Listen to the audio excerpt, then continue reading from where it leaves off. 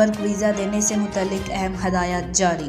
کویتی حکام نے غیر ملکیوں کو ورک ویزا دینے میں مزید سختی کرنے کی ہدایت جاری کی ہے تاکہ کوئی بھی شخص ملک میں غیر قانونی طریقے سے داخل نہ ہو سکے۔ کویتی حکام نے ایئرپورٹ پر پیش آنے والے واقعے کو بنیاد بناتے ہوئے احکامات جاری کیے ہیں کہ جس میں ایک عیاشی شخص جسے کئی سال قبل کویت سے ڈیپورٹ کیا گیا تھا، جعلی پاسپورٹ اور نئے ورک ویزے کے ذریعے دوبارہ ملک میں داخل ہونے میں کامیاب ہو گیا۔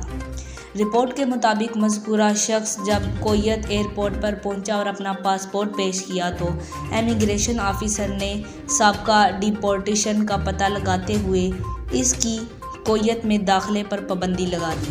اس کے بعد اس شخص کو ہوائی اڈے کے تفتیش کاروں کے حوالے کر دیا، لیکن وہ پوچھ گچھ کے دوران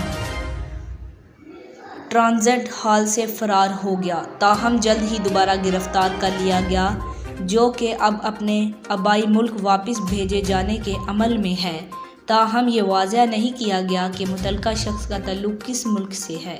اس صورتحال کے پیش نظر وزارت داخلہ نے حکام پر زور دیا ہے کہ وہ ورک ویزا دینے میں مزید سختی کریں اور مستقبل میں ایسے واقعات کو روکنے کے لیے پس منظر کی مکمل جانچ پڑتال کریں۔ جاتے جاتے ہمارے چینل کو سبسکرائب کریں۔